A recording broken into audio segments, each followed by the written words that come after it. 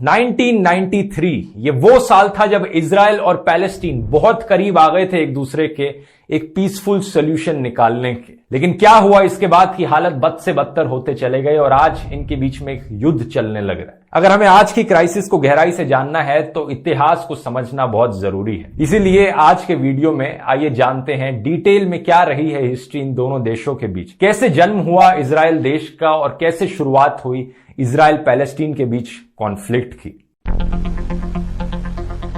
हमारी कहानी की शुरुआत आज से हजारों साल पहले होती है। आप लोगों ने यह तो सुना ही होगा दोस्तों कि कैसे हिटलर ने कितनी बुरी तरीके से ट्रीट किया था ज्यूज को। लेकिन क्या आप ये जानते हैं ज्यूज के खिलाफ हो रहे अत्याचार एक्चुअली में हजारों साल पुराने हैं। कहा जाता है कि जीसस क्राइस्ट का जन्म एक ज्यूइश फैमिली में हुआ था और कुछ क्रिश्चियंस मानते हैं कि कुछ ज्यूज जीसस क्राइस्ट को क्रूसिफाई करवाना चाहते थे। ये एक ऐसी विचारधारा थी, बिलीफ थी जो अगले कई सालों तक, दशकों तक, सेंचुरीज तक रह गई क्रिश्चियंस के बीच में। और जब क्रूसेड्स हुए आज से करीब 1000 साल पहले तो वहां पर भारी संख्या में क्रिश्चियंस ने ज्यूस को मारा। उस जमाने में ज्यूस के खिलाफ बहुत सी झूठी अफवाहें फैलाई जाती थी कि कैसे क्रिश्चियन बच्चों का खून पी लेते हैं या फिर उनको रिलीजियस रिचुअल्स के लिए इस्तेमाल करते हैं।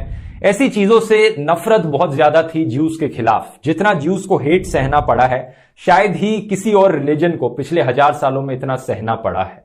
1800 के बाद से ये जो नफरत थी ज्यूस के खिलाफ, ये ना सिर्फ रिलीजियस रीजन्स की वजह से थी बल्कि ज्यूस को एक अलग एथनिसिटी भी करके देखा जाने लगा। इन्हीं सब रीजन्स की वजह से लेट 1800s के समय तक दुनिया भर में रहने वाले ज्यूस के अंदर ऐसी भावनाएं जागने लगी कि कोई भी देश हमें अपना नहीं मानता। अगर हमें सुकून से जिंदा रहना है तो हमें अपना एक खुद का देश बनाना पड़ेगा, एक जूइश कंट्री बनानी पड़ेगी। एक ऑस्ट्रो हंगेरियन जर्नलिस्ट थे थियोडोर हेर्जल नाम के। इन्होंने अपने 1896 के पैम्फलेट में एक नई पॉलिटिकल मूवमेंट की शुरुआत करी, ज़ायोनिज्म। इन्होंने कहा कि ज्यूज को अपनी एक सेपरेट कंट्री मिलनी चाहिए। उस समय के लिए यह आइडिया कोई नया आइडिया नहीं था। 1870 से ही कई ऐसी ऑर्गेनाइजेशंस थी जो अपने आप को लवर्स ऑफ जायन करके बुलाती थी, जो इस आइडिया को प्रोपोगेट करने लग रही थी। इन्हीं सब रीजंस की वजह से 1881 में पहली लार्ज स्केल माइग्रेशन देखने को मिली ज्यूज की पैलेस्टीन के एरिया में। ज्यूज ने जाकर पैलेस्टीन के एरियाज में कई परमानेंट सेटलमेंट्स बनाई और वहां जाकर रहने लग गए। अब पैलेस्टीन का एरिया ही क्यों चुना? क्योंकि ये ज्यूज के लिए काफी होली एरिया था। जेरूसलम ज्यूज के लिए सबसे होली प्लेस है। याद रखिए उस समय ना कोई इजराइल था, ना गाजा था, ना कोई वेस्ट बैंक था। ये सारा एरिया पैलेस्टीन था जो कि ऑटोमन एम्पायर के अंडर आता था। और ऑटोमन एम्पायर के अंदर क्रिश्चियंस, मुस्लिम्स और ज्यूज मोर और लेस एक दूसरे के साथ पीसफुली रहते थे। कोई इतना झगड़ा नहीं होता था। उसके पीछे एक रीजन ये हो सकता है कि ये जो जमीन थी, ज्यादातर जमीन खाली पड़ी थी, बहुत कम सेटलमेंट्स थी जमीन के अंदर, तो पॉपुलेशन भी बहुत कम थी इस एरिया की। अब हम फास्ट फॉरवर्ड करते हैं साल 1915 में। वर्ल्ड वॉर 1 चलने लग रही है। ब्रिटिश, फ्रेंच और अरब रेवोल्यूशनरीज ऑटोमन एम्पायर के खिलाफ जंग लड़ रहे हैं। ब्रिटिश यहां पर बड़ी चालाकी करते हैं। वो कहते हैं अरब रेवोल्यूशनरीज को कि तुम हमें सपोर्ट करो ऑटोमन एम्पायर को हराने में और हम तुम्हें पैलेस्टीन का एरिया दे देंगे। और अरब रेवोल्यूशनरीज लड़ाई कर रहे हैं एक यूनिफाइड अरब कंट्री बनाने के लिए। ये अरब रेवोल्यूशनरीज चाहते हैं कि सीरिया से लेकर यमन तक एक अरब देश बने। ब्रिटिश लोग सेम चीज प्रॉमिस करते हैं ज्यूज को कि हम तुम्हें तुम्हारा अपना अलग से ज्यूइश देश बनाने में मदद करेंगे पैलेस्टीन के पास। ऐसा क्यों करते हैं? ताकि वो अमेरिकन ज्यूज को अपीज कर सकें और अमेरिका की पॉलिटिक्स पर अपना इन्फ्लुएंस जमा सकें। लेकिन रियलिटी में ब्रिटिश ने फ्रेंच के साथ पीछे से एक सीक्रेट डील कर ली। जैसे ही ऑटोमन एम्पायर हारा वर्ल्ड वॉर 1 खत्म होने के बाद, तो जो मिडिल ईस्ट का एरिया था ब्रिटिश और फ्रेंच ने अपना आधा आधा डिवाइड कर लिया और पैलेस्टीन का रीजन ब्रिटिश ने पूरा अपने कंट्रोल में ले लिया। तो 1918 से लेकर 1948 तक पूरा पैलेस्टीन का एरिया ब्रिटिश राज के अंडर रहता है। इसी समय जर्मनी में हिटलर को पॉलिटिकल पावर मिलती है और ज्यूज को मिलियंस की संख्या में मारा जाता है, उनके खिलाफ जेनोसाइड होता है। हिटलर को क्यों पॉलिटिकल पावर मिलती है, इस पर मैंने एक अलग से वीडियो बनाया है, डिस्क्रिप्शन में लिंक डाल दूंगा, आप जाकर देख सकते हैं। पूरे हिटलर कंट्रोल्ड यूरोप से ज्यूज अपनी जान बचाकर अलग अलग देशों में भागते हैं। कुछ को अमेरिका में रेफ्यूज मिल जाती है, लेकिन इनमें से कई ज्यूज जाते हैं पैलेस्टीन में। ब्रिटिश पहले तो उन्हें अंदर आने देता है, लेकिन बाद में ब्रिटिश रोकता है उन्हें पैलेस्टीन में आने से, जिसकी वजह से एक इजरायली नेशनलिस्ट मूवमेंट की भी शुरुआत होती है पैलेस्टीन के अंदर। At the same time 1940s के आते आते पैलेस्टीन पैलेस्टीन नेशनलिस्ट मूवमेंट की भी शुरुआत हो चुकी है और पैलेस्टीन लोग भी अपने देश की मांग करने लग रहे हैं। 1948 में ब्रिटिश राज अपने हाथ जोड़ लेता है और कहता है बस बहुत हुआ, और नहीं होता मुझसे, मैं निकलता हूं यहां से, तुम जूश लोग अपना एक जूश देश बना लो और तुम पैलेस्टीन लोग तुम भी अपना एक पैलेस्टीन देश बना लो, लेकिन मैं नहीं कर सकता, ये सब मुझसे नहीं होगा। ये रिस्पॉन्सिबिलिटी दी जाती है यूनाइटेड नेशंस को और ब्रिटिश लोग निकल लेते हैं पैलेस्टीन छोड़कर। यूनाइटेड नेशंस एक पार्टीशन प्लान बनाता है कि कितना एरिया पैलेस्टीन में जूइश कंट्री बनाने के लिए दिया जाए और कितना एरिया एक पैलेस्टीन देश बनाने के लिए दिया जाए। 1947 में ये United Nations partition plan release किया जाता है। यूनाइटेड नेशंस अपने प्लान में 57% एरिया अप्रोक्सीमेटली जूइश स्टेट के लिए रखता है और 43% एरिया अरब पैलेस्टीन स्टेट के लिए रखता है। जेरूसलम एक बहुत ही हिस्टोरिकली इंपॉर्टेंट एरिया है 3 धर्मों के लिए, ज्यूज, क्रिश्चियंस और मुस्लिम्स के लिए। तो यूनाइटेड नेशंस डिसाइड करता है कि जेरूसलम इंटरनेशनल कंट्रोल में रहेगा। जूइश लोग इस प्लान को स्वीकार करते हैं और वो अपने नए देश का नाम इजराइल रखते हैं और यहां जन्म होता है इजराइल देश का 1948 में। लेकिन अनफॉर्चुनेटली जो बाकी नेबरिंग अरब कंट्रीज हैं वो इस प्लान से बिल्कुल भी खुश नहीं है। उन्हें लगता है कि ये प्लान बेसिकली ब्रिटिशर्स का तरीका है अपने कॉलोनियलिज्म को कंटिन्यू रखने का, तो वो इजराइल के खिलाफ जंग छेड़ देते हैं। वो कहते हैं हम इजराइल को, ज्यूज को इतना सा भी पार्ट नहीं लेने देंगे। इस जंग को नाम दिया जाता है first Arab Israeli war of 1948 और ये अपने आप में बहुत ही ऐतिहासिक जंग है क्योंकि 5 से ज्यादा देश एक छोटे से नए देश के खिलाफ लड़ रहे हैं। ज्यूज जो इजराइल में रहते थे वो जानते हैं कि 5 साल पहले उन्होंने देखा है बाकी दुनिया इन्हें किस तरीके से ट्रीट करती है, हिटलर ने किस तरीके से इन्हें ट्रीट किया था, और आज के दिन ये सारे अरब देश इनके खिलाफ जंग छेड़ रहे हैं। अगर आज ये जिंदा बचने के लिए नहीं लड़ेंगे तो कभी जिंदा नहीं बच पाएंगे। तो सारी जान बचाकर ये लड़ते हैं ये लड़ाई, और बहुत ही हैरानी की बात है कि इजराइल ये जंग जीत जाता है, इन सारे देशों को हरा देता है।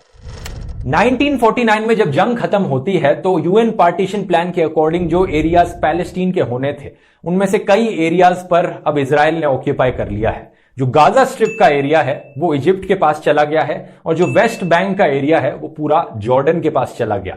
इसका मतलब यह हुआ कि पैलेस्टीनियंस के पास कोई जगह नहीं बची अपनी। 7 लाख से ज्यादा पैलेस्टीनियंस को अपने घर छोड़कर रेफ्यूजी बनना पड़ता है अरब देशों में।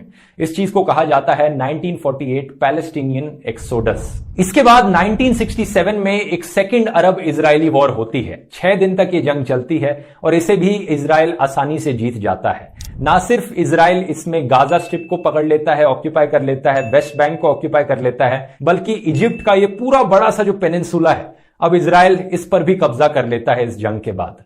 पैलेस्टीन लोग अपना खुद का देश चाहते हैं। इसी रीजन से 1964 में फाउंडेशन होती है पैलेस्टीन लिबरेशन ऑर्गेनाइजेशन यानी PLO की। शुरुआत में इनका एम होता है आर्म्ड स्ट्रगल के थ्रू यानी हथियार उठाकर अपना देश पाना, और शुरुआत में चाहते हैं कि इजराइल जैसा कोई भी देश एग्जिस्ट ना करे। इसी रीजन से यूएसए और इजराइल इसे एक टेररिस्ट ऑर्गेनाइजेशन डिक्लेयर कर देते हैं। लेकिन एक चीज ध्यान देने वाली यह है कि एक इंसान के पर्सपेक्टिव से देखोगे तो ये टेररिस्ट है, दूसरे इंसान के पर्सपेक्टिव से देखोगे तो ये रेवोल्यूशनरी है, देश की आजादी चाहते हैं। 1973 में एक तीसरी अरब इजरायली जंग छिड़ती है, लेकिन वो हमारी कहानी में ज्यादा इंपॉर्टेंट नहीं है क्योंकि उसके बाद ज्यादा कुछ बदलता नहीं है। लेकिन 1974 में PLO को ऑफिशियली रिकॉग्नाइज कर लिया जाता है यूनाइटेड नेशंस जनरल असेंबली के द्वारा कि ये पैलेस्टीनियन लोगों के रिप्रेजेंटेटिव हैं। 1979 में इजिप्ट और इजराइल के बीच में पीस टॉक्स सक्सेसफुल होती हैं और इजिप्ट पहला देश बन जाता है, पहला अरब देश इजराइल को रिकॉग्नाइज करने वाला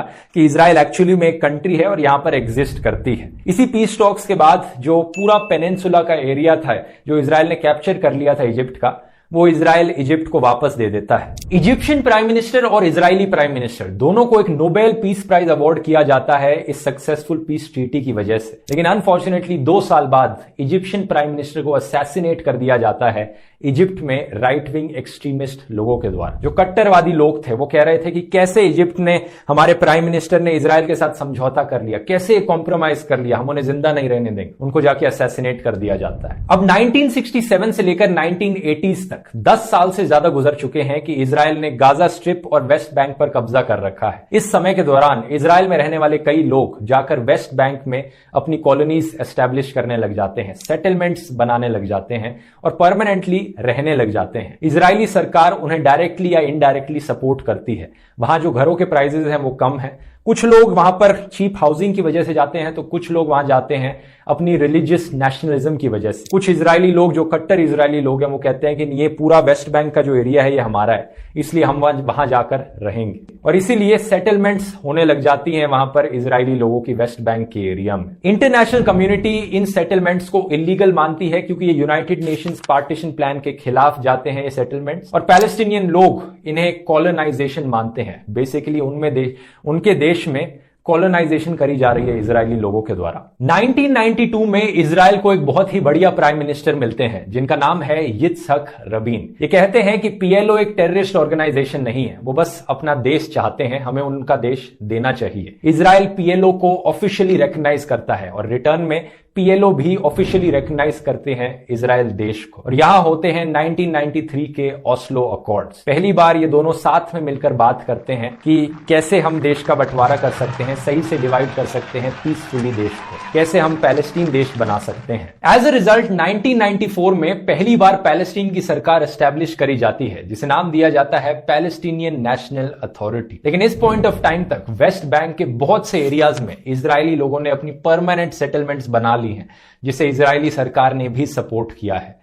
तो पैलेस्टीनियन लोग बहुत ही कम गिने चुने एरियाज में टुकड़े टुकड़ों में रहने लग रहे हैं। तो 3 एरियाज में डिवाइड करने का फैसला किया जाता है वेस्ट बैंक के एरिया को, एरिया ए, बी और सी। एरिया ए वाले वो एरियाज होंगे जहां पर पैलेस्टीनियन सरकार अपना कंट्रोल रखेगी, एरिया बी वो एरियाज जहां पर दोनों सरकारें साथ में कंट्रोल करेंगी, और एरिया सी वो एरियाज जहां पर इजरायली सरकार अपना कंट्रोल रखेगी। तो यूनाइटेड नेशंस का पार्टीशन प्लान तो बहुत दूर की बात है, रियलिटी में 1994 में पैलेस्टीन को सिर्फ कुछ गिने चुने टुकड़े ही मिल पाते हैं वेस्ट बैंक के एरिया में और गाजा स्ट्रिप में, जहां पर वो अपना देश बना सकें। लेकिन अच्छी खबर यह है कि इस पॉइंट ऑफ टाइम तक इजराइल और पैलेस्टीन बहुत करीब पहुंच चुके हैं एक पीसफुल सोल्यूशन निकालने के। इस रीजन की वजह से 1994 में पैलेस्टीनियन अथॉरिटी के प्रेसिडेंट यसीर अराफात और इजराइल के प्राइम मिनिस्टर यित्जहक रबीन को नोबेल पीस प्राइज अवार्ड किया जाता है। लेकिन अनफॉर्चुनेटली इसके बाद पूरी सिचुएशन का सत्यानाश हो जाता है जब एक्सट्रीम राइट विंग जूइश लोग वो अपने प्रधानमंत्री का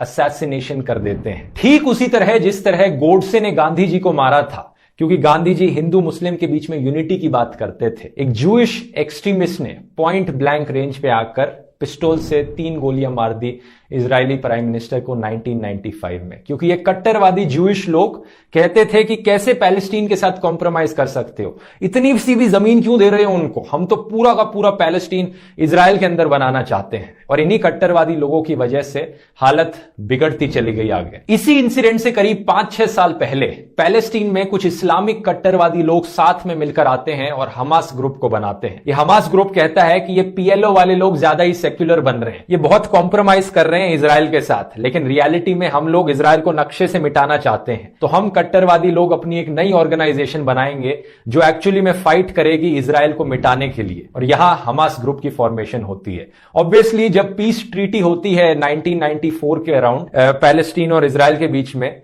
एक तो जूइश कट्टरवादी लोग इससे अपने प्रधानमंत्री से काफी नफरत करते हैं, दूसरी तरफ हमास वाले लोग भी पीएलओ से नफरत करने लग जाते हैं कि क्यों इन्होंने कॉम्प्रोमाइज किया इजराइल के साथ जाकर। हमास ग्रुप ना सिर्फ 1996 की पैलेस्टीनियन इलेक्शंस को बॉयकॉट करता है बल्कि सुसाइड बॉम्बिंग्स भी करवाता है इजराइल में, जिसकी वजह से दोनों साइडों में एक्सट्रीम राइट विंग ग्रुप्स की डोमिनेंस बढ़ने लग जाती है, पोलराइजेशन बढ़ने लग जाती है। दोनों तरफ के लोग, इजरायली और पैलेस्टीनियन लोग, एक दूसरे से नफरत करने लगते हैं।